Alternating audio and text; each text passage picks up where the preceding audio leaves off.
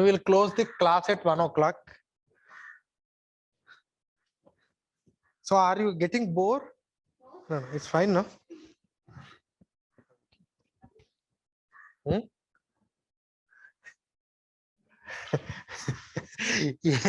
Even if I leave you, you cannot have the food at 12:30. No, you have to wait till 1 o'clock. But anyhow, I think online people are there. No, no, 2 people are there. Is it fine? No, yeah, I think Karthik Balchandran is there. So are you clear with what I am discussing? Yes, sir. Okay, fine. Okay. Next. IPCC interpanel. Sorry, what is this IPCC? Tell me. Interpanel or intergovernmental panel? Intergovernmental panel on climate change. First of all, I'll discuss the genesis of this IPCC and I'll come to what is the recent report. Huh? So intergovernmental panel on climate change. When it was started? It was started in 1988. Who started this? So World Meteorological Organization and United Nations. What is this EP? Environment Program. United Nations Environment Program and World Meteorological Organization has started this. See, what is this body basically? This is not a decision-making body. This body don't do any actions. This body don't have a representation. This body don't have this body don't consisting of governments. But a government representative is there. That's a different story. But a government cannot sit in this meeting, like how they have a seat in the United Nations or the UNEP or WTO. Like we have a seat, but here governments cannot sit. But a government representative can sit, but here the representatives only has to be the scientists. So it's a completely a scientific body. It's a completely a scientific body. The body will do the research. The body will do the research. Research on what? Research on climate change. This body will do the research on this climate change. How this climate is changing. And this body provides some sort of inputs to the governments through the regular assessments of climate. This body will provide some sort of inputs to the governments through the regular assessment of the climate or regular assessment on the climate.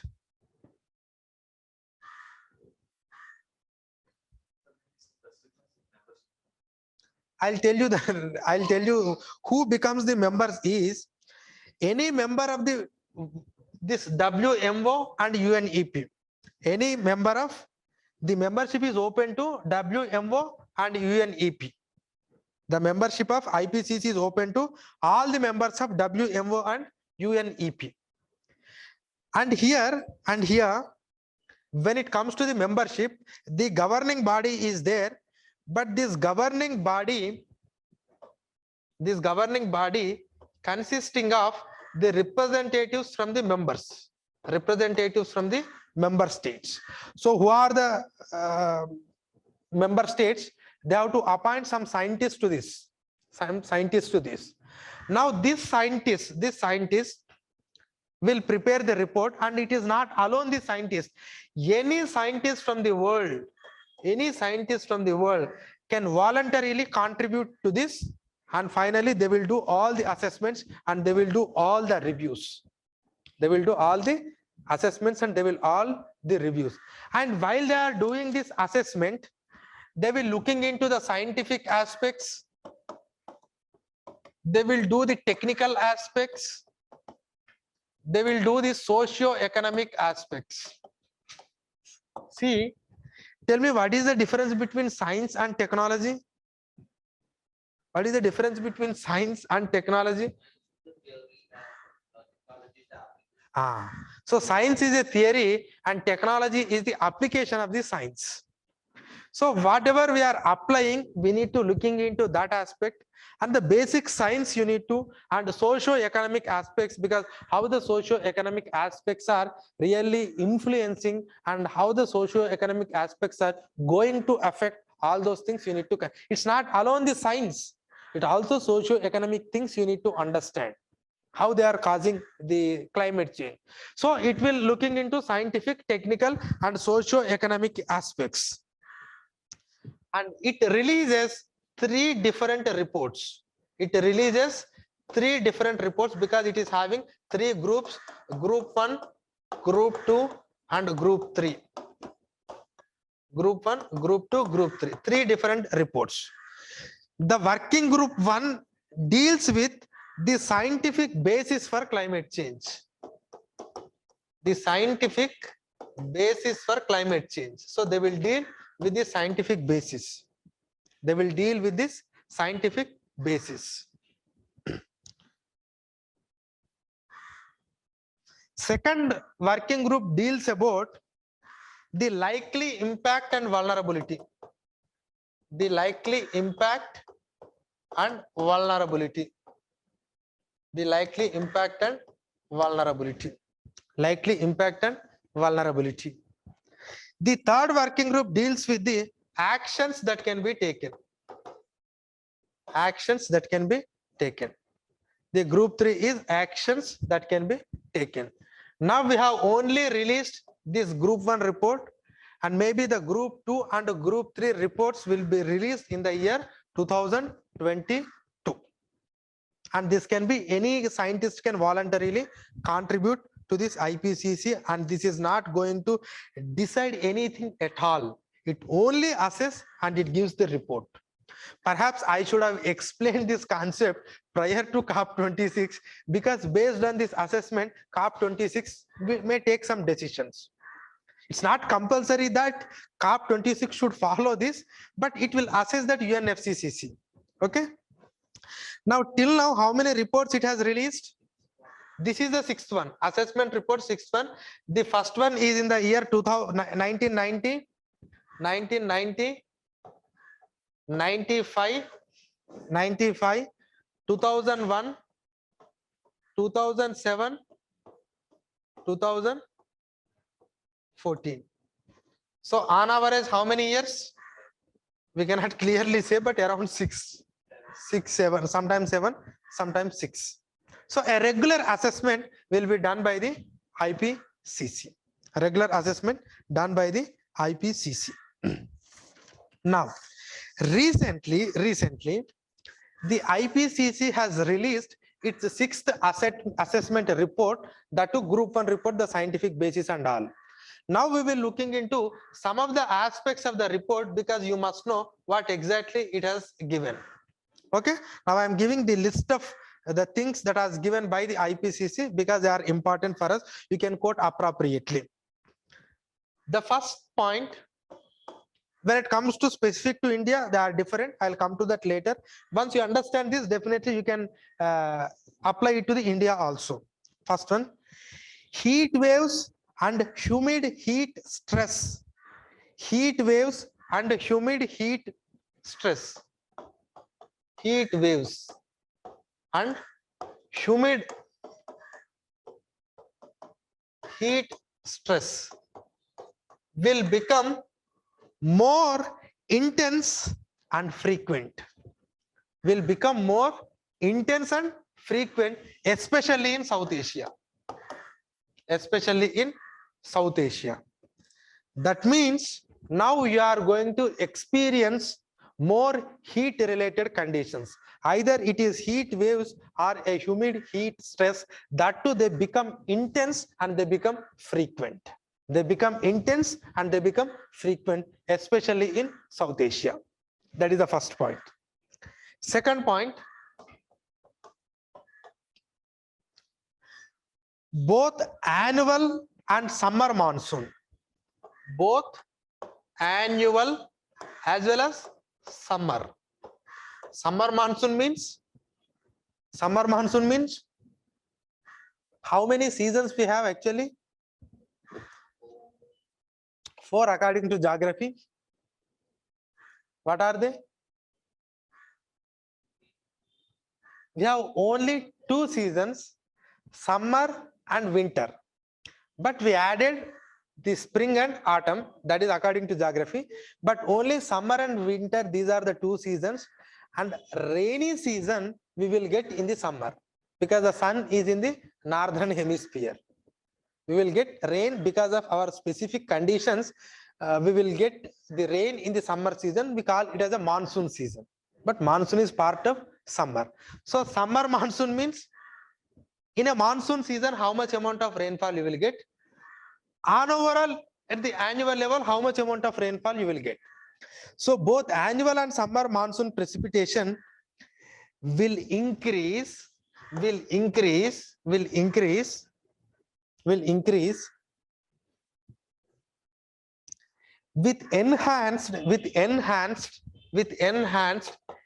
interannual variability.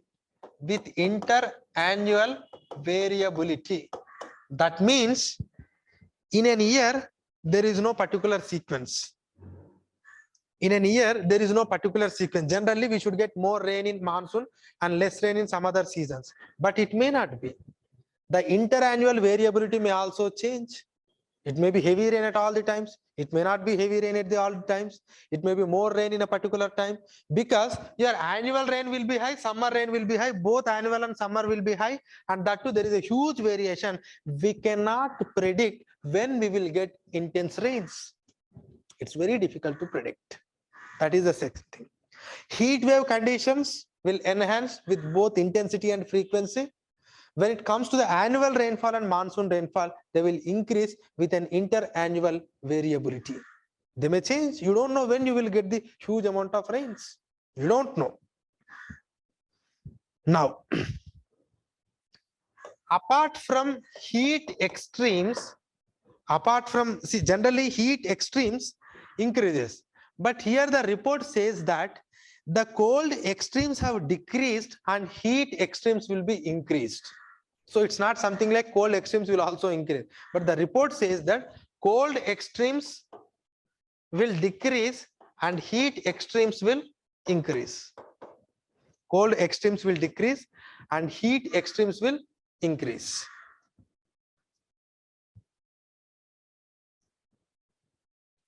Next, fourth one, glacier runoff.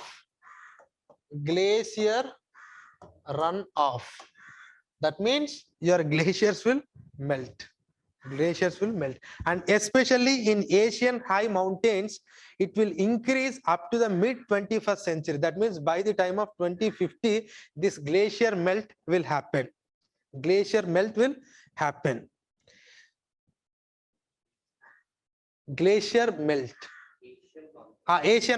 Asian high mountains. And that too, these glaciers may decline at a faster rate. The height of the glaciers may decline at a faster rate. And apart from that, it may have its own effect on water cycle. Because on the one hand, heat conditions are increasing. On the other hand, the rain pattern may change. On the other hand, your regular water source may not be available. So it may completely change the water cycle, and it also retreat the snow lines. Snow line in the sense, suppose at this point you are having a high snow. This is a snow line. If the slope retreats, slow lines will come down. So the slow lines may retreat. That means they may come down. Next, relative sea levels may increase.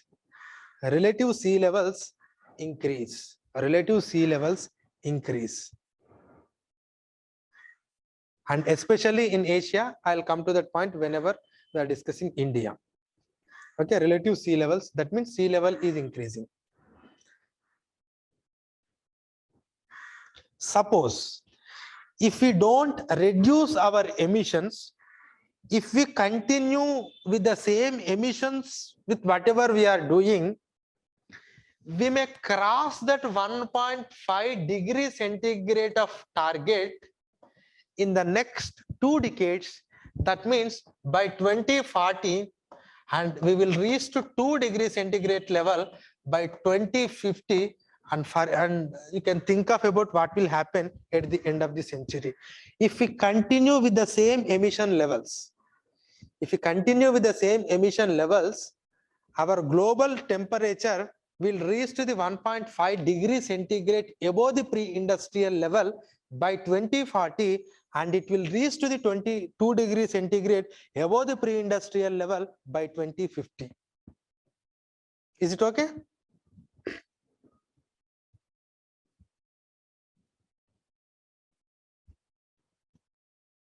Now, next point. The 2011-20, this decade is the hottest year. Sorry, the hottest decade. This is the hottest decade. This is the hottest decade. 2011 to 20 is the hottest decade. And when you compare to the decade, when you compared with the temperatures of 1850 to 1900, this decade temperature is, I think, around 1.09 degrees centigrade more than that was between 1850 and 1990. Again, I'm again telling you, because I have already explained to Vinu just now, the average global temperature includes the average temperature of both landmass, forest, ocean, Arctic, Antarctic. This is average temperature. You may think like, sir, we are experiencing 45 and you are just talking about 2 degrees and 1 degree. Hardly for winter to summer only, it is a change of 5 to 6 degrees. No, it's not normal. Your temperature in Trivandrum or somewhere. It's a global average temperature. It includes all the areas. That average temperature is, some people say, around 10 to 11, but that 1 degree change will cause more damage. But anyhow, so it is the hottest decade, and it's more than 1.09 degrees of this particular 1850 to 1900. Now, in order to keep our temperature below this 1.5 degrees centigrade of pre-industrial level, the rise should be, if the rise should limit to this 1.5 degrees centigrade, then we have to half our emissions, halved, okay, plural, half our emissions by 2030, and we have to become net zero by 2050. The globe must make it net zero by 2050 and must half by 2030. But USA and EU will become net zero by 2050. China will become net zero by 2060. India will become net zero by 2017. There is a report, but we don't want to. But what we are saying is, you are the more responsible person. You make it net zero by 2040. You have to give technological assistance. You will give funds and all. We will try to do it. But responsibility is not only on us. It is common but differentiated responsibilities, and you have the more responsibility. Okay, so this is one thing that they have given. Next, Arctic Sea is the lowest it has been in the 1,000 years. Arctic Sea, it has been the lowest in the last 1,000 years. That means this much amount of less ice haven't seen in the last 1,000 years. That means most of the ice has melted. Did you get the point? The amount of ice, the low amount of ice we haven't seen in the Arctic Sea in the last 1,000 years. That means this time there was more melt. There is no ice much. And don't think like it has already complete melt. No, we are comparing in the last 1,000 years.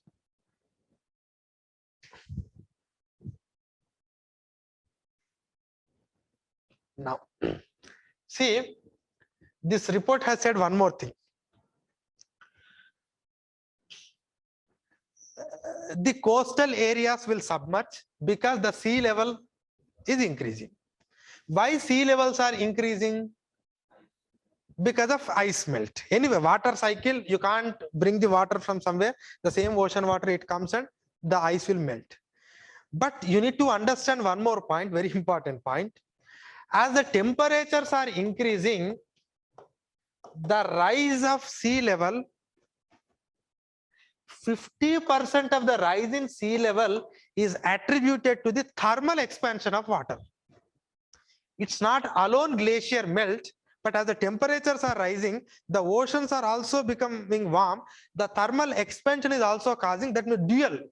Because of temperature, the whatever the glaciers will melt. But apart from that, because of thermal expansion also, the sea level is increasing.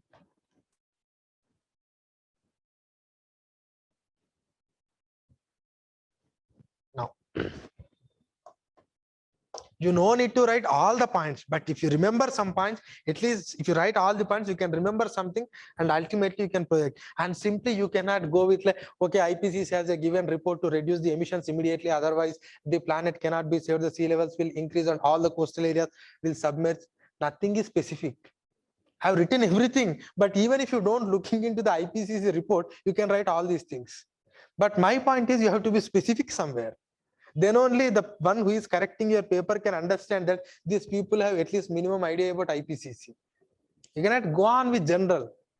Okay. Next. There was a dedicated chapter. There was a dedicated chapter, I think paper chapter 3 on human influence on climate system. Human influence on climate system.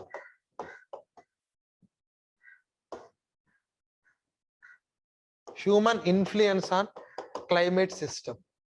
That means there was a specific chapter how the human is influencing the climate system. How the human is influencing the climate system. How our actions are leading to the environment of the day. Because once they give clearly, then you can understand what our vehicular action, to what extent it is having an effect, how much our industrial process is having, how much our regular behavior is affecting, so that you can understand. And this chapter has dedicated and it's a detailed information about how our human actions are affecting. Now, this report is also giving caution.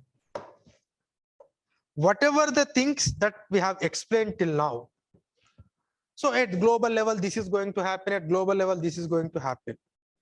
But this global effect can be intensified at the local level because of local factors. This global effect can intensify, can have an intensifying effect at the local level because of local processes or the local parameters. Let it be soil moisture and land use pattern. Suppose, see, I said these are the global effects. That global effect, I don't know, I haven't seen the Kochi city, but I listen like it's more industrialized city. Am I right? Did you find such a greenery in such a level of greenery in Kochi also, or is it the same? Not such. So when you say like it's not such greenery in Kochi, you may not expect the same effect on both Trivandrum and Kochi, because the local factors are different, and the local factors may intensify the global effect. That's what the report says. The local, whether it is soil moisture or the land use pattern or the slow line or the aerosols or the land coverage, these may have an intensifying local effect. Again, I'll repeat: soil moisture, land use pattern, snow line, aerosols, land coverage changes. Land coverage changes. So these effects may having an intensifying effect at the local level.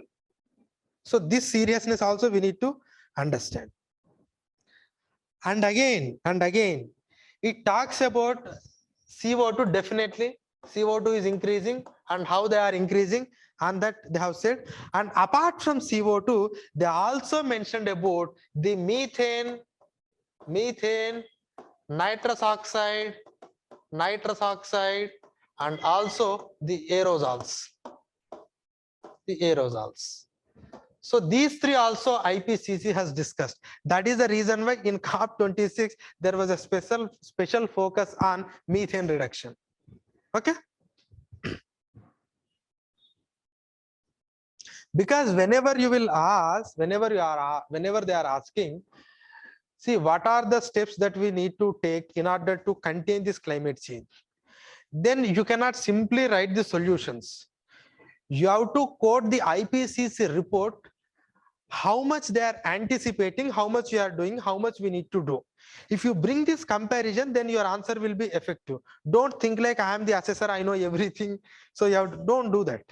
So IPCC has said, so we need to do this. We have committed to this. We need to do more. That comparison you have to bring. Okay. Next. One more point. With every 1 degree centigrade rise in temperature, there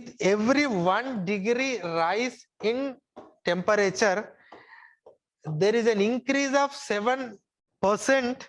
There is an increase of 7%. There is an increase of 7% in extreme rain events. That means 1 degree centigrade temperature will add to the 7% increase in extreme rain events.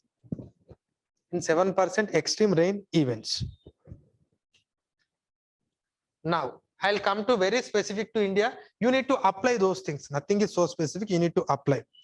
First of all, India is having a coastline of 1,000+ kilometers, 7,000+ kilometers. So definitely that increase in sea level is going to have a very serious effect. And that too, whenever they said the sea level rise compared to the global sea level rise, the Indian Ocean sea level rise is increasing at a faster rate. So we are at the serious threat that we need to understand. Compared to the global sea level rise, the Indian Ocean is increasing at the higher level. That means both Bay of Bengal and Arabian Ocean is also going to increase. And one more thing, Indian Ocean is warming. At a higher rate compared to the other oceans. Indian Ocean is warming at a higher rate compared to the other oceans. Next.